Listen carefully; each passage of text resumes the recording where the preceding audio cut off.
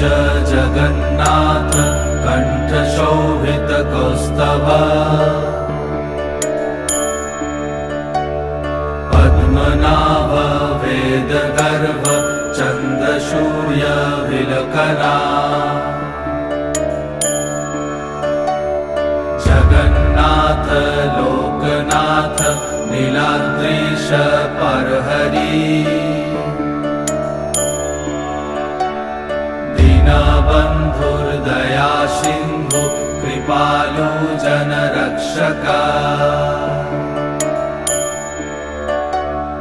कम्बुपाणि Chakrapani Padmanabha Narottam